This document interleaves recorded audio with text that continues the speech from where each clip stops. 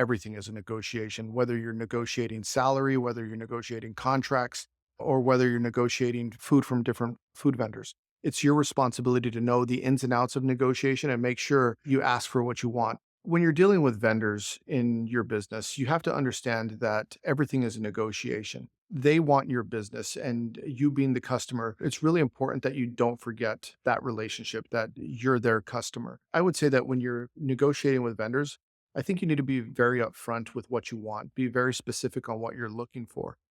You could be very friendly and you could be very polite, but you have to be firm in your decisions. When I'm looking at things, when I'm looking at potential new products, there's two things that I always look at is one, is there a significant differentiation in quality? If there is, then let's open dialogue. Number two, is there going to be a significant impact in cost for my benefit? And if there is, let's open the conversation. And if it doesn't check either of those two boxes, for me, there's no point in continuing on the conversation. For many years when I was younger, I would just say yes. I would say yes because I liked the vendor and I would buy from them because they were super nice. And as I started to become more experienced, I realized that I needed to push back a little bit. And every time I pushed back, I always got what I wanted. I would say, I want it at this price. And they'd say, okay. Let me talk to my boss and they would come back and say, yeah, we could do that. And I would be like, wow, all I needed to do was ask for something and they would be willing to do it. And so I would ask for more and I'd ask for more. And before you know it, I was like, wow, how am I getting all these concessions on all the things that I'm buying? And what I had discovered, it was my fear to ask for what I wanted in the negotiation that prevented me from getting what I actually wanted. So I would say you need to have enough confidence in yourself to be able to ask for what you want. And you might be surprised at what people are willing to give you. One of my negotiation tactics is to ask for everything. And then as I'm negotiating down, I make sure I don't take the one thing that I really want to stick. That's the one thing that I won't compromise on. But if you're negotiating these other things down, which are not that important to you, it will come across as a much more fair deal in the end between you and the person that you're negotiating with.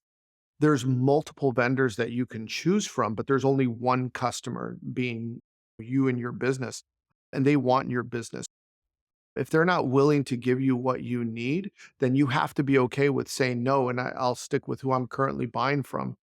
Also, in dealing with vendors, and in my case, food vendors, you want to make sure that they understand that you have high standards and that you're going to refuse anything less than excellent quality being delivered to you. It's an old trick. They'll sneak one bad one in, and if you don't say nothing, then they'll sneak two in. And I think it's really important that you call them out immediately and that they understand that you're shrewd and that you're checking everything. The industry is notorious for people pulling a fast one on you. And then before you know it, you've been serving bad fish for the last 6 months, but no one's bothered to say anything. And now your restaurant's closing. There's a partnership between you and your vendors. The same expectations that you want to deliver to your customers are the same things that you need to expect from your vendors because that is your partner in delivering that guest experience. So if they're not going to hold up their end of the bargain, then you need to move on, or you need to make sure you're holding them accountable to that.